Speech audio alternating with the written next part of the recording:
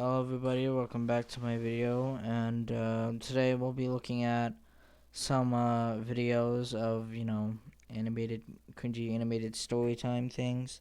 And before you get your panties in a twist, yes, I already know that Diesel Patches, I think Penguin Zero, Jarvis Johnson, Danny Gonzalez, Combat Wombat, a lot of people have made videos on these channels, and I decided to throw my hat in the ring as well because why not?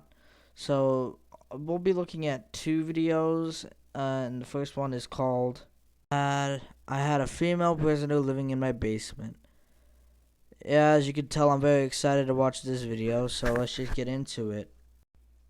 Also, did I forget that there's two parts of this story, so, yeah, kind of messed up, but second of all, the channel we'll be looking at is Dear Diary, so yay. But anyway, let's watch the video. Enough of me babbling. Hello, everyone. My name is Curtis, and there was something secret and sinister hidden beneath my shed. When I found out about it, my life was changed forever. About 5 years ago, when my grandfather died, my parents inherited a big piece of land, a long drive out of town. Finally, they could realize their lifelong dream to live surrounded by lakes and forests. As soon as the house there was finished, we packed our things and moved there. I hated them for doing it to me. I had friends, I had a social life. I even volunteered at the local shelter.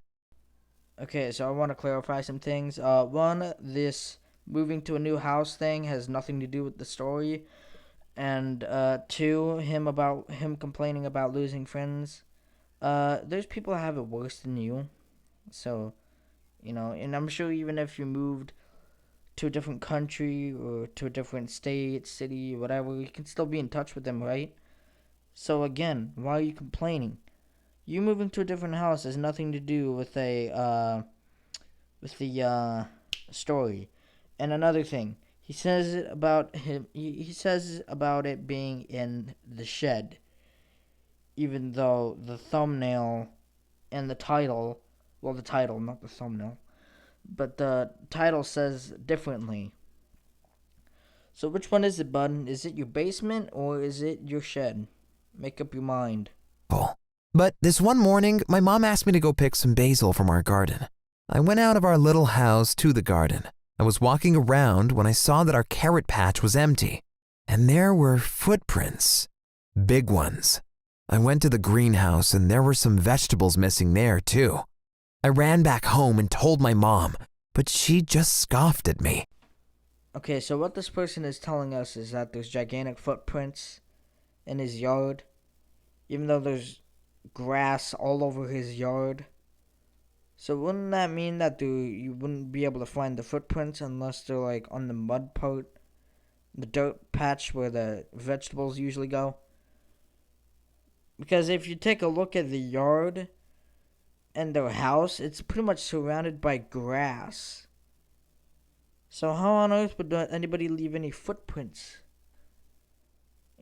Oh, God. Let's just get to the main beef of the story. The supposed girl in the basement. Because most of this is just filler, so let's just skip to the basement part. So let's go there. Again, she seemed a little bit dirty and hungry. I gave her some food that was left over from dinner, and we finally talked for a bit. Her answers were very cryptic, and it was hard for me to comprehend and to see the big picture. Okay, so you come across this random girl, dirt all over her, looking like she just came out of some bloody scene from The Grudge, at least that's what it looks like. And your rational decision is to not get away from her as fast as possible. Your rational decision is to just sit down and talk with her. That is the stupidest human logic I've ever heard in my life. Anyway, moving on. Raven came in feeling sick. She had a horrible fever and was in terrible pain. I said that we had to get her to the doctor, but she resisted. Her answer was, "The father thinks that I have to go for them to be able to live. This is a punishment for me sneaking out. The same as Mom. The doctor won't be able to help when it's God's will." Okay, so this girl apparently got caught sneaking out or something, and I have no clue what the father of the father of I don't know. I really don't care. It's 4 in the morning, and I'm too tired to even care anymore. But apparently, she got caught sneaking out, and she got punished by having to stay in a hotel. Not a hotel. What am I talking about? An abandoned house with broken windows and everything else. But I'm getting a couple more tumors from watching this video, and I just want to hurry up and get this over with. So, also, the doctors won't be able to help God's will.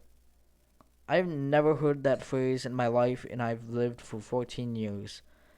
And I have a religious grandmother, and I've never heard her say that whatsoever.